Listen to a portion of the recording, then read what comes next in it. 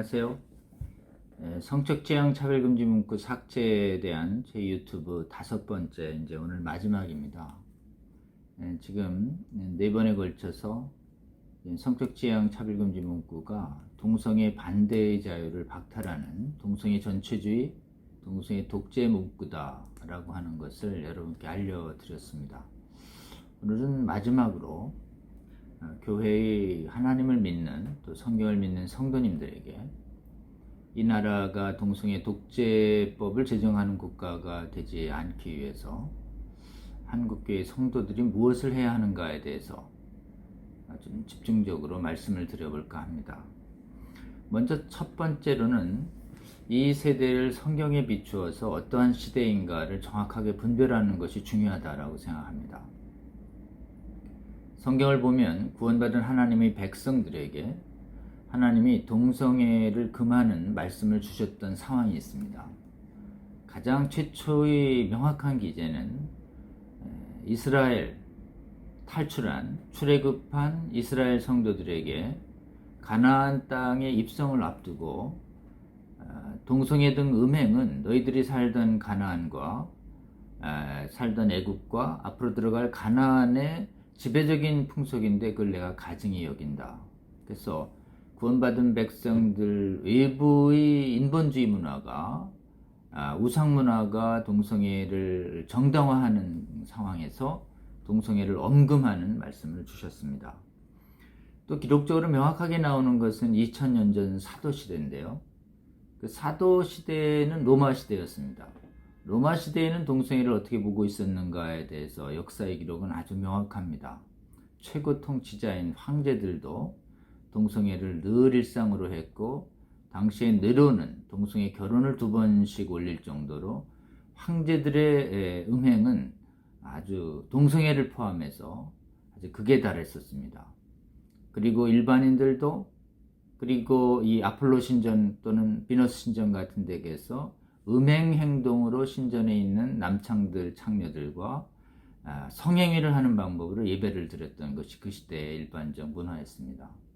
당시에 존경받는 정신적 지도자들인 철학자들도 플라톤이 쓴 향연을 보면 에로스의 주된 대상이 소년 애인과의 사랑을 미화하고 있습니다. 그러니까 철학자들도 동성애를 정당화하며 공공연히 동성애인을 과시하고 있었던 시대, 그러한 시대에 예수 그리스도의 핏값으로 구원받은 성도들이 동성애를 엄금하는 말씀을 사도들을 통해서 주셨습니다. 그로부터 지금 2000년이 흐른 지금 이 시대의 지성계와 학계, 이런 부분들은 인본주의적인 헬레니즘적 철학이 부활하면서 지배적인 영향력을 가지게 됨에 따라 이른바 세상에 권위 있는 학문들인 과학, 정신의학, 사회학, 여성학, 그리고 언어학, 그리고 법학, 인권학, 신학까지, 윤리학까지 동성애를 정당화하고 옹호하는 이런 인본주의적인 문화가 이른바 서구 유럽과 북미를 중심으로 해서 급속도로 지배적이 확산되는 시대에 우리는 살고 있습니다. 동성애를 옹호 정당화하는 옳다고 하는 문화가 교회 바깥에 완전히 지배적인 영향력을 획득했다는 점에서 가나안과 애굽 시대에 그랬던 출애굽 시대나 로마의 시대하고 이 시대가 동성애를 옹호하는 지배적 문화가 있다는 점에서 완전히 동일하다라고 할 수 있습니다. 특별히 숭배를 거부하는 황제 숭배법이 로마에 시행되고 있었는데요. 이 시대에는 차별금지법은 동성애의 지지와 수용을 강요하고 그걸 거부하고 반대하는 의견을 표시하는 자를 범법자로 봅니다. 그런 측면에서 숭배를 거절한 자를 처벌한 황제 숭배법과 동일하다라고 할 수 있습니다.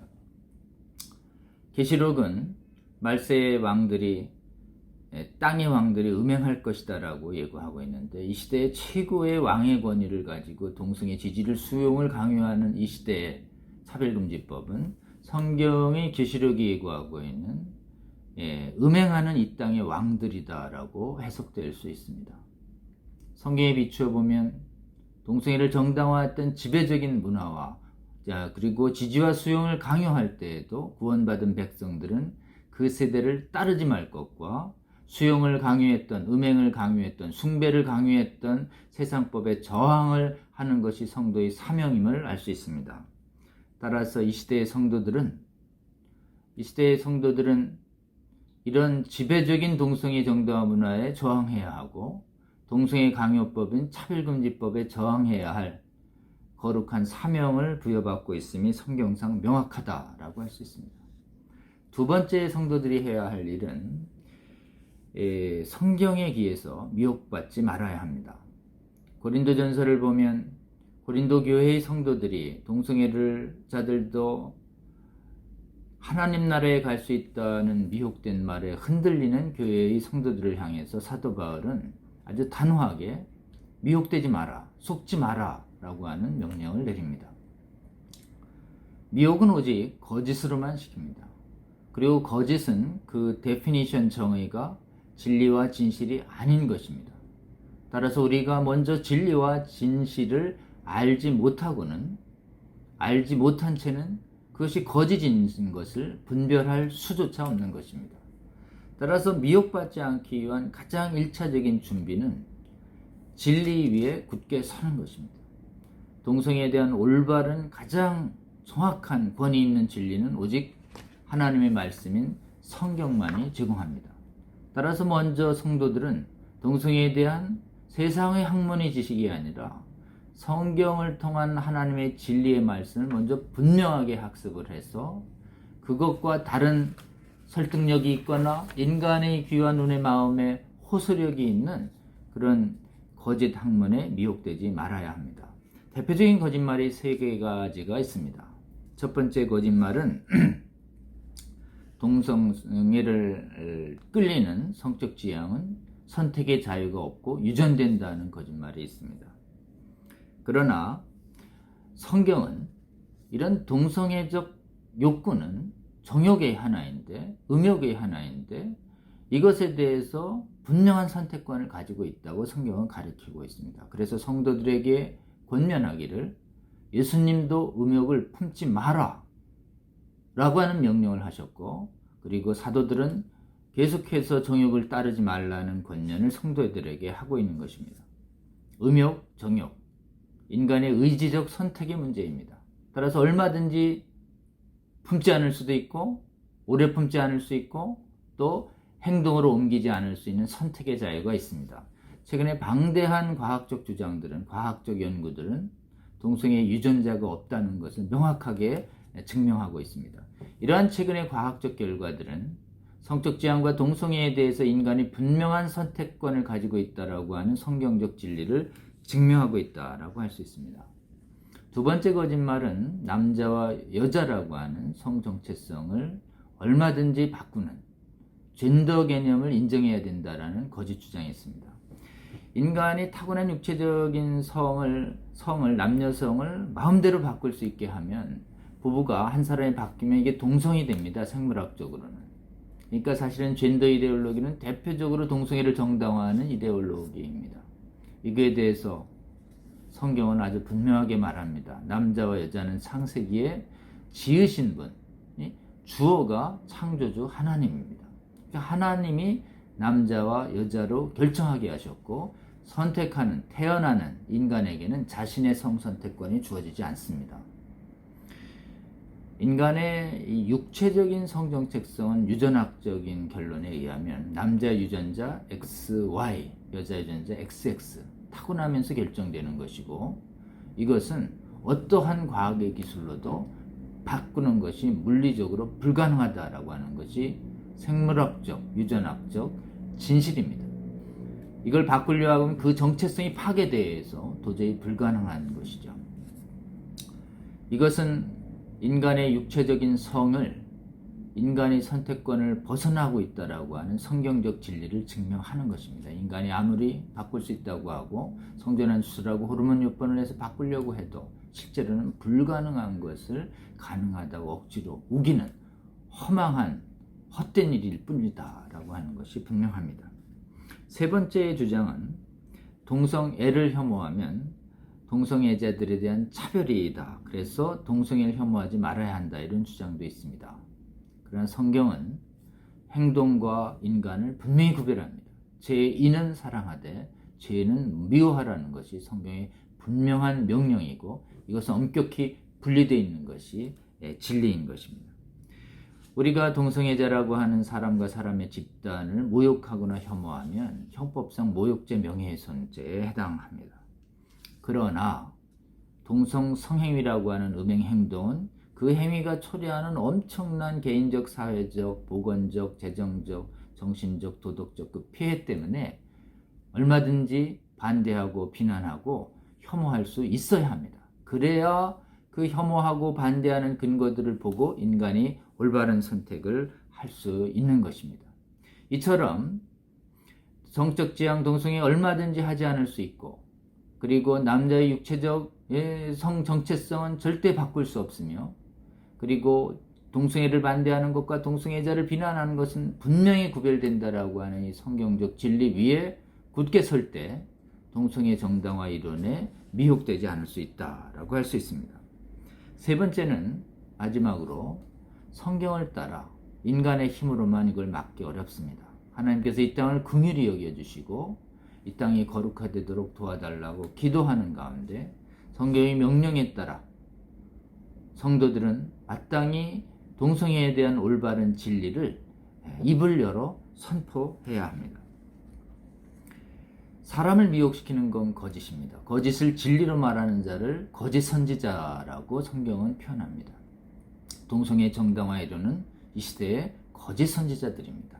거짓 선지자들이 나타날 때마다 거짓 선지자들을 말을 고지 듣고 하나님 백성들의 영혼이 죽어갈까봐 하나님께서는 끊임없이 목숨을 각오하고 참 선지자를 보내서 진리를 선포하게 했습니다.